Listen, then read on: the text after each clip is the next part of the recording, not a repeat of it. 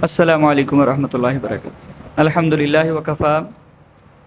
والصلاة والسلام علی سید الانبیاء اما بعد فاعوذ باللہ السمیع العلیم من الشیطان الرجیم بسم اللہ الرحمن الرحیم۔ آج ہم جو باب شروع کرنے لگے ہیں ریاض الصالحین کا، باب فی بیان کثرت طرق الخیر، نیکی کے راستوں کی کثرت کا بیان ہے۔ اس میں امام صاحب اصل میں بتانا یہ چاہتے ہیں، سمجھانا یہ چاہتے ہیں کہ نیکی جو ہے وہ مختلف طرح کی ہوتی ہے۔ بہت سارے راستے ہیں نیکی کے، خیر کے، ان میں سے انسان کسی بھی راستے کو اختیار کرے گا تو اس کو اللہ تعالیٰ کی طرف سے نعمتیں، ثواب، خوشنودی حاصل ہوگی۔ اور اس میں وہ پہلے تو آیات نقل کرتے ہیں۔ اللہ تعالیٰ فرماتے ہیں وَمَا تَفْعَلُوا مِنْ خَيْرٍ فَإِنَّ اللَّهَ بِهِ عَلِيمٌ، جو بھی تم بھلائی کرتے ہو فَإِنَّ اللَّهَ بِهِ عَلِيمٌ، تو اللہ تعالیٰ اس کو جاننے والے ہوتے ہیں۔ یعنی جتنی بھی تم نیکی کے کام کرو گے، خیر کے کام کرو گے، اللہ تعالیٰ کو ان کا علم ہوتا ہے۔ پھر فرمایا وَمَا تَفْعَلُوا مِنْ خَيْرٍ يَعْلَمْهُ اللَّهُ، تم جو بھی بھلائی کرتے ہو اللہ تعالیٰ اسے جانتا ہے۔ پھر اگلی آیت سورہ زلزال کی نقل کرتے ہیں فَمَن يَعْمَلْ مِثْقَالَ ذَرَّةٍ خَيْرًا يَرَهُ، جو ایک ذرے کے برابر نیکی کرے گا، یَرَهُ، وہ اس کو دیکھ لے گا۔ تو اس سے بھی پتہ چلتا ہے کہ نیکیاں چھوٹی بھی ہوتی ہیں، بڑی بھی ہوتی ہیں، اور زیادہ ثواب والی بھی ہوتی ہیں، کم ثواب والی بھی ہوتی ہیں، اور نیکی ضائع کوئی بھی نہیں جاتی۔ کسی بھی نیکی کو کم نہیں سمجھنا چاہیے، حقیر نہیں سمجھنا چاہیے۔ انسان ایک ذرے کے برابر بھی نیکی کرے گا، فرمایا یراہ، وہ قیامت والے دن اس کو دیکھ لے گا، اس کا اجر بھی اس کے سامنے آ جائے گا۔ پھر آگے فرمایا من عمل صالحا فلنفسہ، جو نیک عمل کرتا ہے وہ اپنے لیے ہی کرتا ہے، یعنی اس کا فائدہ اسی کو ہوگا۔ یہاں پہ یہ بھی بیان کرنے کا مقصد یہ ہے کہ جو تم نے نیکیاں کرنی ہیں وہ دراصل تم اپنے فائدے کے لیے کر رہے ہو، اپنی بھلائی کے لیے کر رہے ہو، اپنی آخرت کو بہتر بنانے کے لیے کر رہے ہو۔ یہ الگ بات ہے کہ اس نیکی کی وجہ سے اور لوگوں کو بھی فائدہ ہو رہا ہوتا ہے۔ جیسے آپ صدقہ کرتے ہیں تو وہ آپ کس لیے کرتے ہیں؟ اپنے لیے کرتے ہیں نا، اپنی آخرت کو بہتر بنانے کے لیے کرتے ہیں، لیکن اس کا فائدہ اس کو بھی ہو رہا ہے جو بندہ آپ سے صدقہ لے رہا ہے یا جس کو آپ پیسے دے رہے ہیں۔ اسی طرح آپ جو ہے وہ کسی کے ساتھ اچھے اخلاق کے ساتھ پیش آتے ہیں تو کیوں پیش آتے ہیں؟ اپنی آخرت کے لیے، اپنے فائدے کے لیے، لیکن اس کا فائدہ جو ہے اس بندے کو بھی ہو رہا ہوتا ہے جس کو آپ اچھے اخلاق کے ساتھ مل رہے ہیں، جس کے ساتھ اچھا رویہ اختیار کر رہے ہیں۔ تو آگے جو پہلی روایت ہے وہ حضرت ابو ذر رضی اللہ تعالی عنہ سے ہے۔ وہ کہتے ہیں ان رسول اللہ صلی اللہ علیہ وسلم قال، اللہ کے رسول صلی اللہ علیہ وسلم نے فرمایا یصبح علی کل سلامہ من احدکم صدقۃ، انسان جب صبح کرتا ہے نا، یا انسان کا ہر جوڑ جب صبح کرتا ہے تو اس پہ ایک صدقہ ہوتا ہے۔ ہاں 360 ہے جی، چلیں، تو یہ ہر ایک جوڑ کے بدلے میں اس نے نیکی کرنی ہوتی ہے۔ یوں سمجھ لے کہ ہر جوڑ کا اس نے صدقہ کرنا ہوتا ہے، اس لیے کہا گیا کہ ہر جوڑ پہ ہر صبح صدقہ ہوتا ہے۔ اور فرمایا فَكُلُّ تَسْبِيحَةٍ صَدَقَةٌ، ہر تسبیح صدقہ ہے۔ جب آپ سبحان اللہ کہتے ہیں تو یہ بھی صدقہ ہو گیا۔ وَكُلُّ تَحْمِيدَةٍ صَدَقَةٌ، ہر حمد الحمدللہ کہنا یہ بھی صدقہ ہے۔ وَكُلُّ تَحْلِيلَةٍ صَدَقَةٌ، ٹھیک ہے، لا الہ الا اللہ کہنا یہ بھی صدقہ ہے۔ وَكُلُّ تَكْبِيرَةٍ صَدَقَةٌ، تکبیر کس کو کہتے ہیں جی؟ اللہ کی بڑائی بیان کرنے کو، اللہ اکبر کہنے کو، تو اللہ اکبر کہنا بھی صدقہ ہے۔ وَأَمْرٌ بِالْمَعْرُوفِ صَدَقَةٌ، نیکی کا حکم دینا، اچھی بات لوگوں کو بتانا یہ بھی صدقہ ہے۔ وَنَحْيٌ عَنِ الْمُنْكَرِ صَدَقَةٌ، برائی سے روکنا یہ بھی صدقہ ہے۔ وَيُجْزِئُ مِنْ ذَلِكَ رَكَعَتَانِ يَرْكَعُهُمَا مِنَ الضُّحَىٰ، فرمایا ہر جوڑ پہ جو صدقہ ہے وہ سبحان اللہ سے، الحمدللہ سے، اللہ اکبر کہنے سے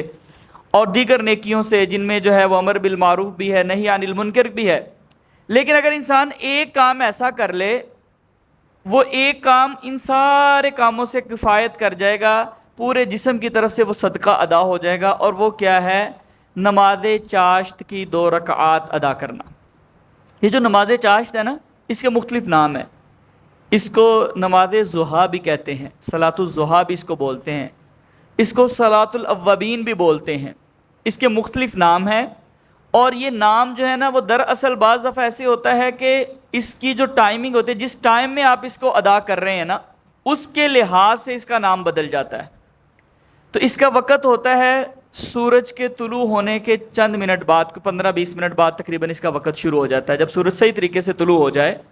تو اس کا وقت شروع ہو جاتا ہے، اور زوال سے کچھ دیر پہلے تک اس کا وقت ہے، یعنی جب زوال کا وقت شروع ہو جائے تو پھر آپ نے نوافل نہیں پڑھنے ہوتے، تو اس کا وقت ختم ہو جاتا ہے۔ تو سورج کے طلوع ہونے سے لے کے سورج کے زوال تک، زوال کے وقت تک جو ہے اس کا جو ہے وہ وقت ہے، اس دوران کسی بھی ٹائم پہ جو ہے وہ پڑھی جا سکتی ہے۔ اسی طرح اس کی رکعات اللہ کے رسول صلی اللہ علیہ وسلم سے 8 بھی ثابت ہے، آپ نے 8 رکعات بھی پڑھی ہیں اس کی، اور اس روایت کے اندر 2 رکعات کا تذکرہ ہے، تو اس کا مطلب ہے 2 سے لے کے 8 تک جتنی بھی اللہ تعالیٰ توفیق عطا فرمائیں وہ اس کی رکعات پڑھی جا سکتی ہیں، لیکن کم از کم 2 رکعات نماز چاشت اس کو اپنی روٹین ہر بندے کو بنا لینا چاہیے۔ وہ انسان کے تمام اعضاء کی طرف سے وہ صدقہ ہو جائے گا اور کافی ہو جائے گی انسان کے لیے۔ تو اس میں جو ہے وہ اس کی ترغیب دلائی گئی ہے۔ ایک روایت کے اندر جو ہے وہ 4 رکعات کا بھی تذکرہ آتا ہے۔ تو بہرحال جتنی اللہ تعالیٰ توفیق عطا کریں صلاۃ الضحیٰ جو ہے وہ ادا کر لینی چاہیے۔ اگلی روایت انہی سے ہے، اللہ کے رسول صلی اللہ علیہ وسلم فرماتے ہیں عرضت علی اعمال امتی حسنها وسیئها، میرے سامنے میری امت کے اعمال پیش کیے گئے جو میری امت نے کرنے ہیں یا جو میری امت کو کرنے چاہیے، ان میں سے اچھے اعمال بھی اور ان کے جو برے اعمال ہیں وہ بھی بیان کر دیے گئے۔ اللہ کے رسول صلی اللہ علیہ وسلم کو سارے اعمال دکھائے گئے۔ فرمایا فوجدت فی محاسن اعمالها الاذى یمات عن الطریق، میں نے اچھے اعمال میں سے یہ بھی دیکھا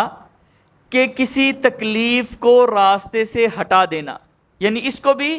میری امت کے لیے، میری امت کے اچھے اعمال میں شامل کیا گیا ہے۔ اچھا، اچھے اعمال میں یہ شامل ہے کہ راستے سے تکلیف دہ چیز کو ہٹا دینا۔ اس کی مثال کے طور پر راستے میں پانی کھڑا ہوا ہے، آپ اس کو سائڈ پہ کر دیتے ہیں، ٹھیک ہے، تو راستے سے تکلیف دہ چیز کو ہٹا دینا یہ نیکی ہے۔ اور اگر آپ راستے میں تکلیف دہ چیز رکھ دیتے ہیں یا آپ کی وجہ سے راستے میں لوگوں کو تنگی ہوتی ہے، آپ کے گھر کا پانی کھڑا ہو رہا ہے وہاں پہ آ کے، کیچڑ آپ کی وجہ سے وہاں پہ ہو رہا ہے، یا آپ اپنا کوڑا کرکٹ جو ہے وہ گھر کے باہر رکھ رہے ہیں، اس سے لوگوں کو تکلیف ہوتی ہے راستے میں گزرتے ہوئے، تو اس کا مطلب ہے کہ یہ پھر بری چیز ہوئی نا۔ تو ہمیں اس بات کا خصوصی خیال کرنا چاہیے کہ ہماری وجہ سے کسی کے گزرنے والے کو تکلیف نہ ہو، ہماری وجہ سے لوگوں کے لیے آسانیاں پیدا ہوں، نہ کہ لوگوں کو تکلیف اور تنگی کا معاملہ آئے۔ اور فرمایا ووجدت فی مساوئ اعمالها، میں نے برے اعمال میں سے یہ بھی دیکھا النخاعۃ، وہ تھوک، تکون فی المسجد، جو کہ مسجد میں تھا، لا تدفن، اس کو دفن نہیں کیا گیا، اس کو ہٹایا نہیں گیا۔ اللہ کے رسول صلی اللہ علیہ وسلم کے دور میں مسجد نبوی جو کچی تھی نا، وہ اس طرح فرش نہیں ہوتا تھا، چھوٹی چھوٹی کنکریوں کا ایک فرش سا بنا ہوتا تھا، ٹھیک ہے، تو اس میں جو ہے اگر کوئی تھوک وغیرہ ہوتا تو وہ جذب ہو جاتا، لیکن اس کے جذب ہونے میں ایک ٹائم لگتا ہے، تو اس کے لیے پھر اس کو یہ کیا جا سکتا تھا کہ اس کو دفن کر دیا جائے، اس کے اوپر تھوڑی سی مٹی یا کوئی دوسری کنکریاں ڈال دی جائیں تاکہ جو ہے وہ اس کے اندر نظر نہ آئے، کیونکہ جب وہ نظر آئے گا تو وہ تکلیف کا باعث بنے گا، اس سے کراہت محسوس ہوتی ہے، ٹھیک ہے۔ تو اب یہ کسی بھی جگہ پہ اگر آپ نے تھوک پھینکا ہوا ہے تو وہ لوگوں کے لیے تکلیف کا باعث ہے، اور اگر آپ مسجد میں کر رہے ہیں تو یہ تو اور زیادہ تکلیف کا باعث ہے نا۔ تو یعنی یہ بری چیز ہے کہ آپ لوگوں کے لیے تکلیف کا باعث بنتے ہیں، اور اچھے اعمال میں سے یہ ہے کہ آپ لوگوں کے لیے آسانی کا باعث بنتے ہیں، لوگوں کو سکون دینے کا باعث بنتے ہیں۔ تو یہ اس حدیث مبارکہ سے پتہ چلتا ہے کہ کتنے چھوٹے چھوٹے اعمال کو نیک اعمال میں شمار کیا جاتا ہے، اور کتنی چھوٹی چھوٹی، یعنی چھوٹی سے مراد یہ کہ جو ہماری نظر میں بہت چھوٹی ہیں، یعنی آپ جا رہے ہیں کہ رستے میں کوئی ریپر وغیرہ پڑے ہوئے ہیں تو آپ کو لگتا ہے کچھ چھلکا وغیرہ پڑا ہوا، اس سے کوئی پھسل نہ جائے، تو آپ نے اس کو سائڈ پہ کر دیا، تو یہ بظاہر بڑی چھوٹی سی بات ہے، لیکن اللہ کے ہاں یہ بہت اجر والی بات ہے۔ آپ پتھر کو ہٹا دیتے ہیں کہ یہ ایسے ہوگا، کسی گاڑی کے ٹائر کے نیچے آئے گا تو وہ بڑے زور کے ساتھ کسی کو لگ سکتا ہے، بہت بڑا نقصان اس کی وجہ سے ہو سکتا ہے، کوئی اس سے پھسل سکتا ہے، تو بظاہر یہ بہت چھوٹا عمل لگتا ہے، لیکن اللہ تعالیٰ کے ہاں یہ بڑی قدر و قیمت والا عمل ہے۔ اسی طرح بعض دفعہ ہم انجانے میں راستے میں تھوک رہے ہوتے ہیں، ٹھیک ہے، یا مسجد کے اندر کوئی گندگی پھیلا رہے ہوتے ہیں، ٹھیک ہے، لوگ ناخن تراشتے ہیں تو ناخن مسجد میں پھینک دیتے ہیں، یا اور اس طرح کی ریپر کو چیز کھائی تو ریپر مسجد میں پھینک دیا، بال توڑا مونچھوں کا سر کا وہ مسجد کے اندر پھینک دیا، تو یہ تکلیف دہ چیزیں ہیں، مسجد کو خراب کرنے والی باتیں ہیں، مسجد کی صفائی اور ستھرائی کو ختم کرنے والی باتیں ہیں، تو یہ برے اعمال کے اندر شامل ہیں۔ اگلی جو روایت ہے وہ بھی حضرت ابو ذر رضی اللہ تعالی عنہ سے ہے، وہ تقریباً اسی مفہوم کی ہے۔ وہ کہتے ہیں کہ ان ناسن قالوا، لوگوں نے اللہ کے رسول صلی اللہ علیہ وسلم کو کہا، یا رسول اللہ، اے اللہ کے رسول صلی اللہ علیہ وسلم، ذهب اہل الدثور بالاجور، جو مال و دولت والے ہیں نا وہ تو اجر لے گئے، ان کے پاس مال ہے، وہ صدقہ و خیرات کرتے ہیں، اس کا بھی ان کو اجر مل جاتا ہے، غلام آزاد کرتے ہیں اس کا اجر ملتا ہے، زکوٰۃ دیتے ہیں اس کا اجر ملتا ہے، وہ تو ہم سے آگے بڑھ گئے، ہم کیا کریں؟ یصلون کما نصلی، جس طرح ہم نماز پڑھتے ہیں نمازوں میں تو وہ بھی ہیں پڑھتے ہیں، یصومون کما نصوم، جس طرح ہم روزے رکھتے ہیں وہ بھی روزے رکھتے ہیں، ویتصدقون بفضول اموالہم، اور جو ان کے پاس زائد مال ہوتا ہے وہ اس کے ساتھ صدقہ کر لیتے ہیں، اس طرح وہ ہم سے آگے بڑھ جاتے ہیں۔ آپ نے فرمایا، اولیس قد جعل اللہ لکم ما تصدقون بھی، کیا اللہ نے تمہارے لیے بھی صدقہ نہیں بنا دیا؟ ان بکل تسبیحۃ صدقہ، ہر تسبیح صدقہ ہے، سبحان اللہ کہتے ہو تو صدقہ ہے، وکل تکبیرۃ صدقہ، ہر اللہ اکبر کہنا صدقہ، اللہ کی بڑائی کو بیان کرنا صدقہ ہے، وکل تحمیدۃ صدقہ، ہر حمد صدقہ ہے، جس بھی لفظ کے ساتھ اللہ کی حمد بیان کر لی جائے، وکل تحلیلۃ صدقہ، ٹھیک ہے، لا الہ الا اللہ کہہ دینا صدقہ ہے، وامر بالمعروف صدقہ ونہی عن منکر صدقۃ، امر بالمعروف نیکی کا حکم دینا، برائی سے روکنا، یہ صدقہ ہے، وفی بضع احدکم صدقہ، تم میں سے جب کوئی اپنی بیوی کے ساتھ جسمانی تعلق قائم کرتا ہے یہ بھی صدقہ ہے۔ صحابہ کہتے ہیں، یا رسول اللہ، اللہ کے رسول، ایاتی احدنا شہوتہ، جب انسان اپنی بیوی سے تعلق قائم کرتا ہے وہ تو اپنی خواہش کو، اپنی شہوت کو پورا کر رہا ہوتا ہے، وَيَكُونُ لَهُ فِيهَا أَجْرٌ، کیا اس کی وجہ سے بھی اس کو اجر ملے گا؟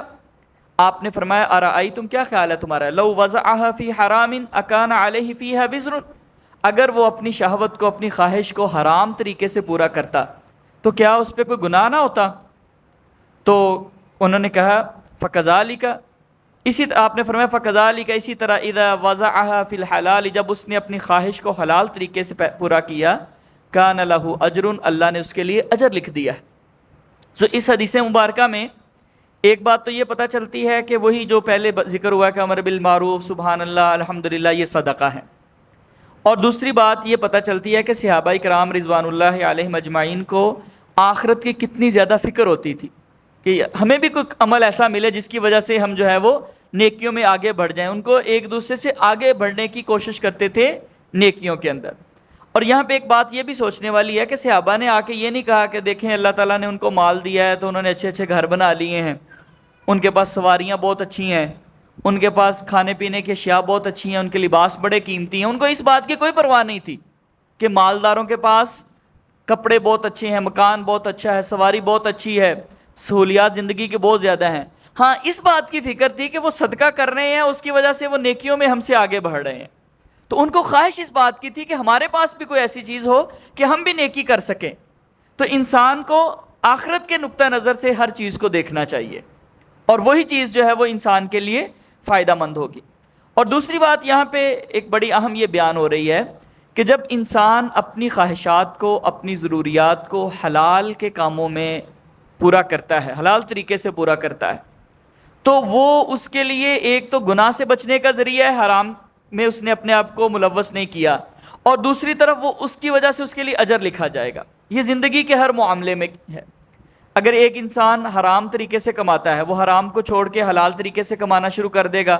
اپنے کھانے پینے کی ضرورت کو، خواہش کو، اپنے لباس کی خواہش کو حلال طریقے سے پورا کرے گا تو وہ اس کے لیے اجر لکھا جائے گا۔ اسی طرح اپنی جسمانی خواہشات کو اگر وہ جو ہے وہ حلال طریقے سے پورا کرتا ہے تو وہ اس کے لیے اجر لکھا جائے گا۔ امام صاحب نے یہ شیخ صالح بن عثیمین رحمہ اللہ نے نا اس حدیث کی شرح لکھتے ہوئے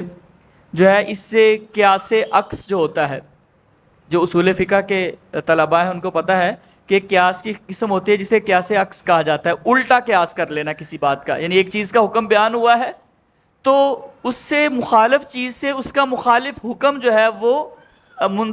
نکالنا اور اس کو قیاس عکس کہا جاتا ہے۔ تو انہوں نے کہا کہ یہ حدیث جو ہے یہ اس بات کی دلیل ہے کہ قیاس عکس جو ہے وہ بھی حجت ہوتا ہے۔ تو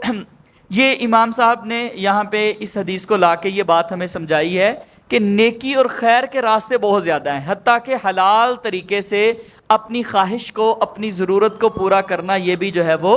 نیکی کا کام ہے۔ پھر فرمایا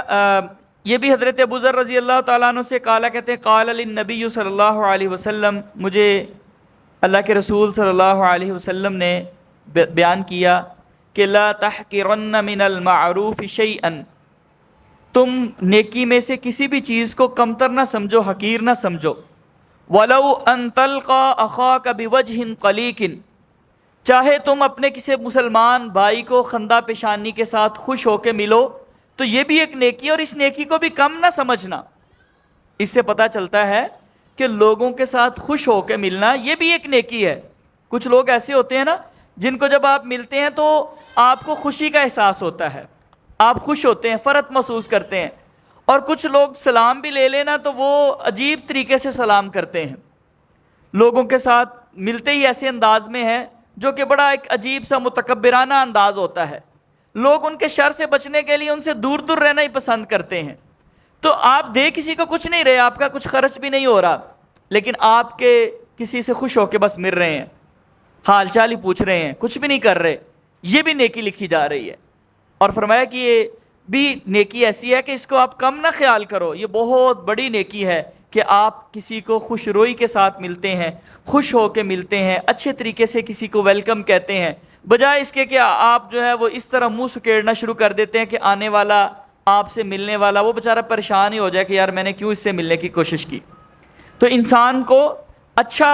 انسان بننا چاہیے، آسان انسان بننا چاہیے، آسان انسان بننا چاہیے جس سے لوگ آسانی فیل کریں، اس سے ملتے ہوئے ان کو کوئی نہ مشکل نہ پیش آئے یا وہ تنگی محسوس نہ کریں۔ اگلی جو روایت ہے یہ حضرت ابو ہریرہ رضی اللہ تعالیٰ عنہ سے ہے، وہ نبی صلی اللہ علیہ وسلم سے ہے، روایت کرتے ہیں قال، آپ نے فرمایا من غدا الی المسجد او راح، جو صبح کے وقت مسجد کی طرف آتا ہے یا شام کو، اعد اللہ له فی الجنت، اصل میں یہ غدا اور راح کا جب یہ آپ دونوں اکٹھے استعمال ہوتے ہیں تو غدا سے مراد ہوتا ہے دن کا پہلا حصہ، سورج طلوع ہونے کے بعد والا جو ٹائم ہوتا ہے، یا یوں سمجھ لیں کہ فجر طلوع ہونے کے بعد کا ٹائم بھی اس میں شامل ہو سکتا ہے، اور راح سے مراد ہوتا ہے دن کا آخری حصہ جو عصر کے بعد کا ٹائم ہوتا ہے۔ اور چونکہ بہت ساری احادیث کے اندر وہ جو صبح و شام کے اذکار ہیں اس کے لیے بھی یہ الفاظ استعمال ہوئے ہیں، صبح و شام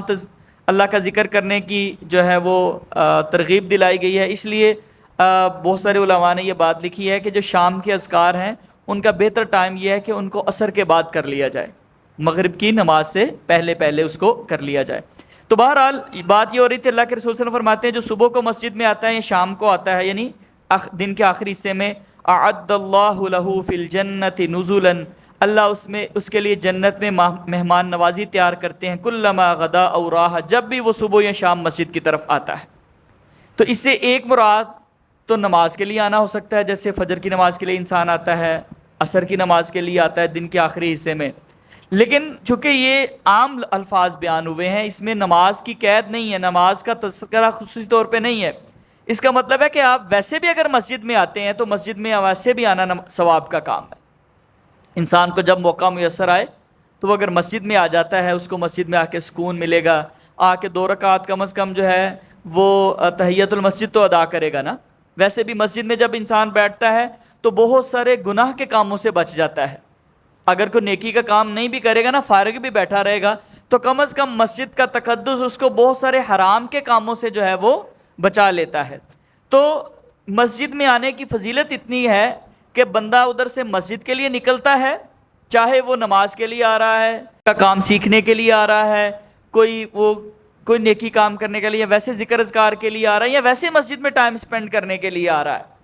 تو اللہ تعالیٰ اس کے لیے جنت میں مہمان نوازی تیار کر رہے ہیں۔ اور آپ دیکھیں کہ اللہ کی مہمان نوازی کتنی عمدہ ہوگی، کتنی اعلیٰ ہوگی، یعنی اس سے بھی جو کانسیپٹ ہے نا اسلام کا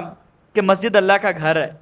جب آپ کے گھر کی طرف کوئی آتا ہے تو آپ پہلے سے اس کے لیے تیاری شروع کر دیتے ہیں، مہمان آنے والے ہوتے ہیں، جب فون آ جائے جی مہمان ہم نے کل آنا ہے جی اتنے بجے آنا ہے، اسی وقت سے تیاری شروع ہو جاتی ہے کہ ان کی مہمان نوازی کیسے کرنی ہے، ان کے لیے کیا کھانے میں بنائیں گے، کیا گھر کی صفائی ستھرائی، سارا کچھ. تو اللہ تعالیٰ بھی اس کو مہمان نوازی سے تشبیہ دے رہے ہیں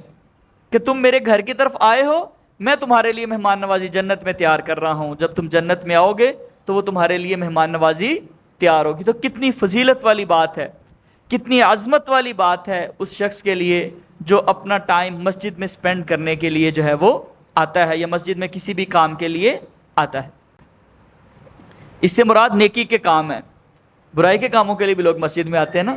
جوتا چوری کرنے کے لیے آ گئے، مسجد کے نل چوری کرنے کے لیے آ گئے، ٹھیک ہے. تو